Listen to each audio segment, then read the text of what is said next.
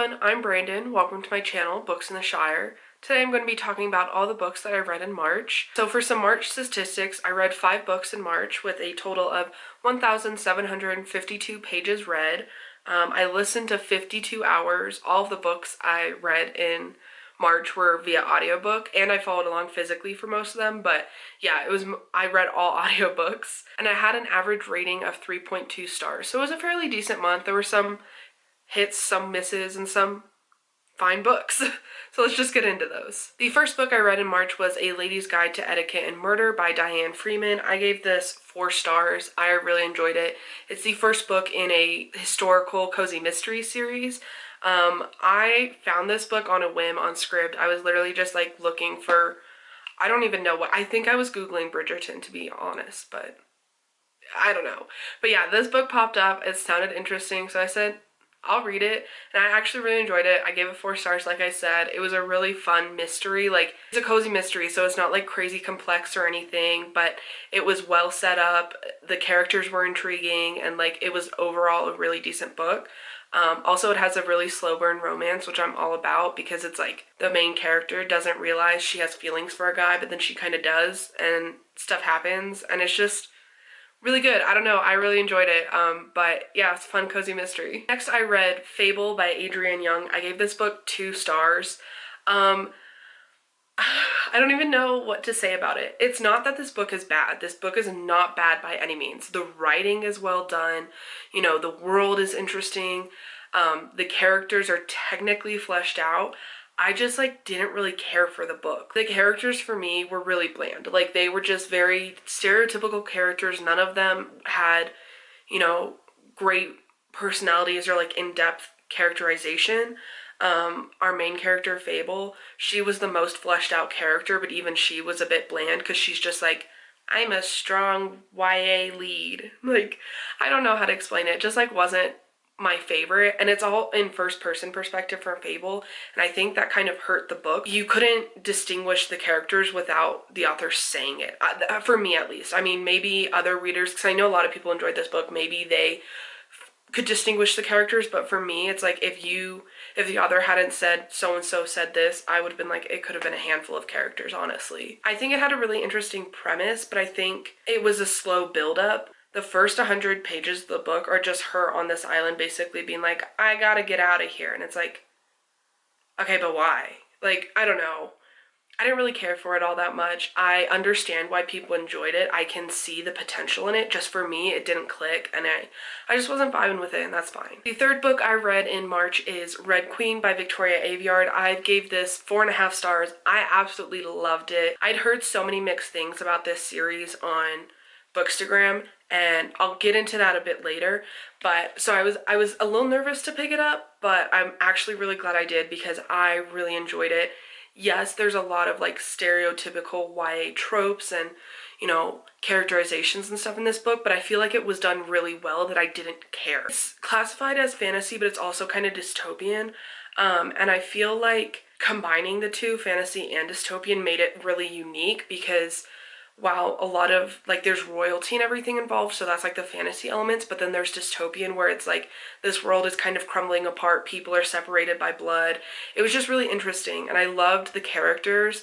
I loved Maven. This is kind of a spoiler, so if you haven't read the book, skip ahead, but I absolutely loved Maven in this book, and I had this whole plot going in my head, like, no, he's being controlled by his mom because his mom can control people through their minds.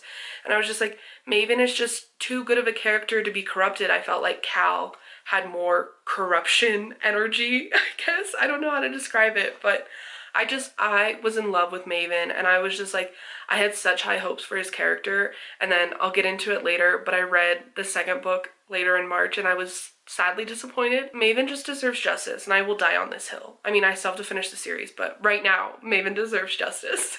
This book, oh my god, I fell in love with it. I instantly bought the rest of the series after I read it because it was just so good.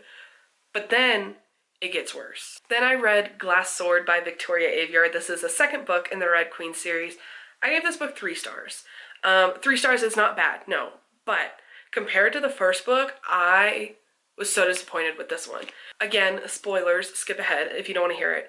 But like I said, I had this whole plot for Maven in my head, like what was going to happen. Like his mom was controlling him. He's not actually a bad guy. It's just his mom. But then they kill his mom in this and he's still a bad guy. And so it completely went against what I wanted to happen. And I know that's not how books work, but I wanted it to happen a certain way and it didn't. I was so disappointed because I truly think Maven is a good character. I think he's a good guy. I feel like he's written poorly just for the sake of having a villain, and I'm like, no, the mom was the villain, Maven wasn't. This is me like theorizing because I've only read the first two books in this series, but I think, what's the main character's name again? Mare. Wow, doing great. But I think Mare's gonna become a villain because it kind of sets her up in this book, and I've never heard of this series being like sold as like a villain origin story, but I'm getting those vibes. And if it does take that turn, I will very much enjoy it. If it doesn't, I might be upset. The first book had such a good build-up and I just loved it. And then this one was like, oh, okay, I see. And now I know why everyone was like, it's a hit or a miss series, because everyone, from what I've heard, has enjoyed the beginning of the series, but then it just goes downhill. So we'll see how I feel about the others. But sadly, it's a 3-star read. It's not a bad book, but it was a disappointment because I had such high hopes and such big expectations, and it didn't meet any of those, and I was kind of upset. And the last book that I read in March is A Lady's Guide to Gossip and Murder. I think it's Murder.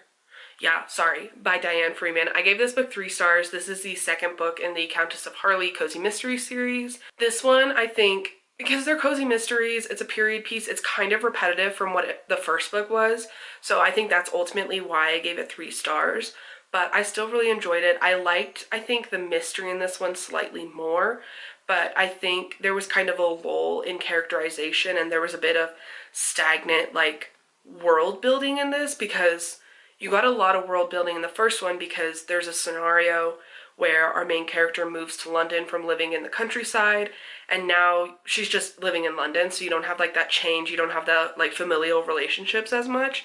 So I think that's why I gave it 3 stars, but it was still a really fun cozy mystery. I'm totally gonna be continuing with the series because I'm really enjoying it. They're just fun, quick reads. They're like 300 pages tops, so really quick, easy.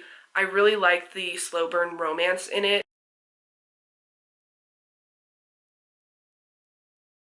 Those are all the books that I read in March. I had a pretty decent reading month. I'm actually glad that I was able to, because I got sick and then I was better and now I'm sick again. So it's been a fun time, but because I was sick, I wasn't doing schoolwork, so I just read. So that kind of worked out. If you enjoyed this video, please like and subscribe, and I will see you in the next one.